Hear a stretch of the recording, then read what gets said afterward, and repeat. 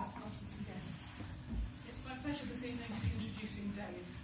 Dave will be giving us a speech from this advanced manual, Speaking to Inform, which, as the title suggests, is all about conveying information to your audience.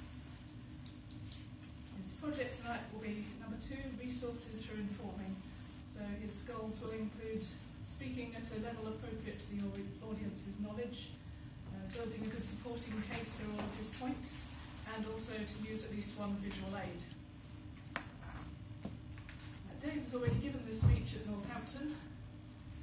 Unfortunately, I was too ill to attend, so I haven't heard it. And having been evaluated there once already, he thinks he can do better. So, with the new and improved version of his speech, Broadband Switch, please welcome Dave Minty.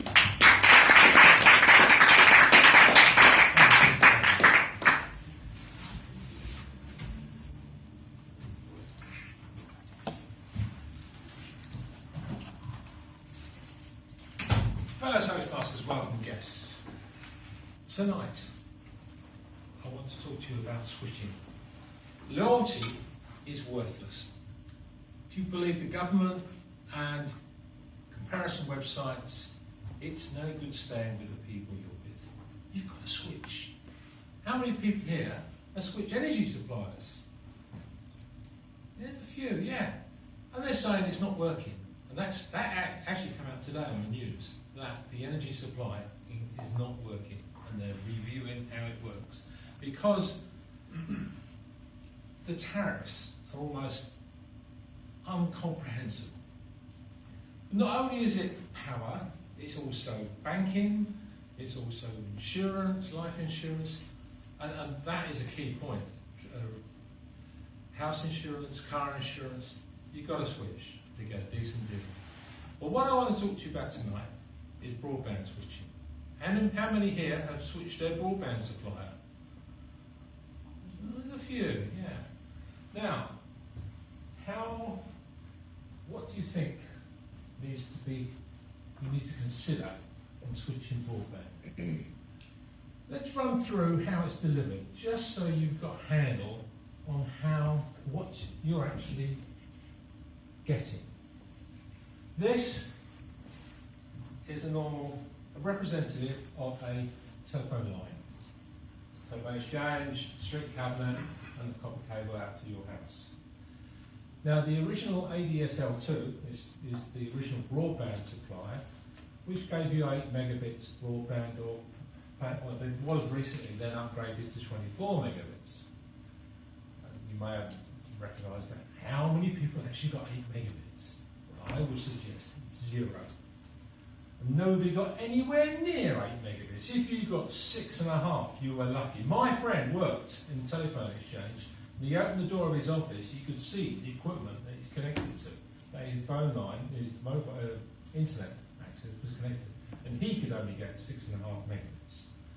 And he's that close to the equipment. So you have no hope of getting anywhere near 8 megabits. In fact, that's the graph that I found. Now, this graph actually, I feel, is inaccurate.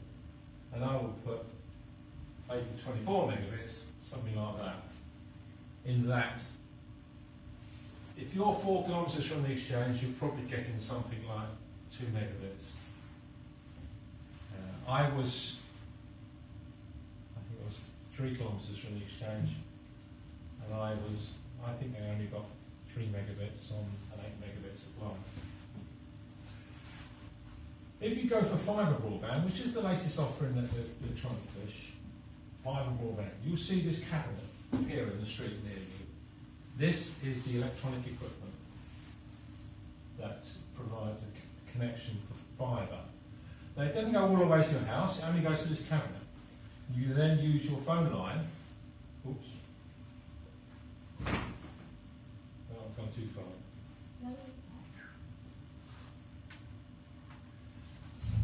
You have the fibre going to this cabinet, then it uses the little phone line for that last hop. But that's what you get for fibre broadband. You don't get it to your house because that's really expensive. There are suppliers who will give you fibre broadband, and it's for fibre all the way into your house.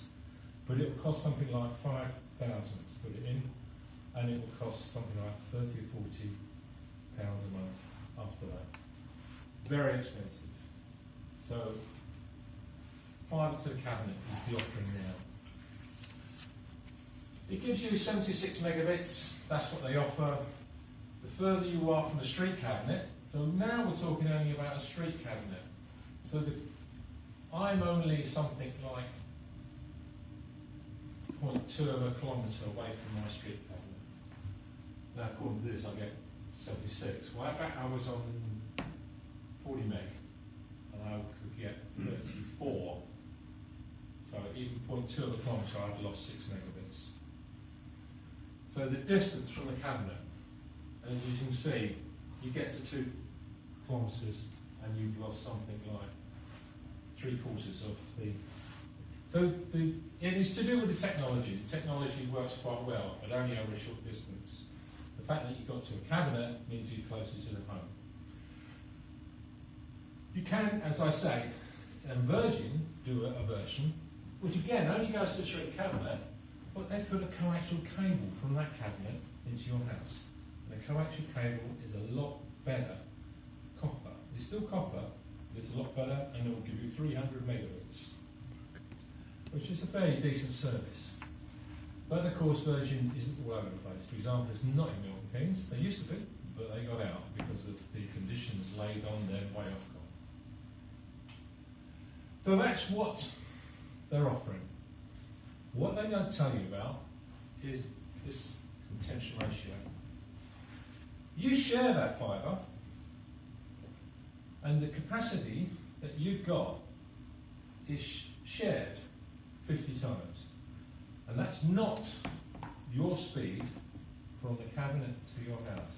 That is from the cabinet to the exchange. So if it's 500 megabits, you've got 50 times 500 megabits of people sharing that link. That's why during the busy period, you can't get much in the way of access.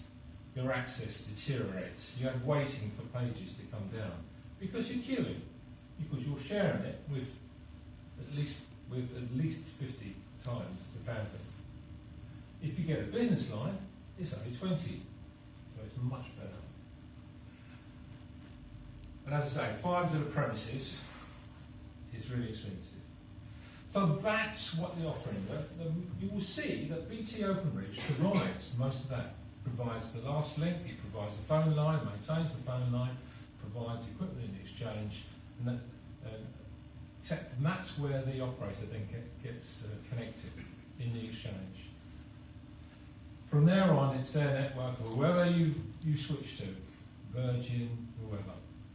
So you have to think about what is the difference between each of the suppliers, because the way it's being provided is basically the same. It's the same whether it's Virgin with the normal phone line, and any of the other, Talk, exactly the same. The differential is customer service. That's where you've got to think about it. And I would recommend you look at how good the customer service is on any of the particular suppliers. There's one particular supplier I wouldn't touch because there's horror stories about their customer service. And I would recommend that you look into where the customer service is before you take the offering. But again, you've got to fight your way through the tariff structure to understand. But you do need a phone line, as you can see from what I've shown you. So switch, think about it very carefully. Toastmaster.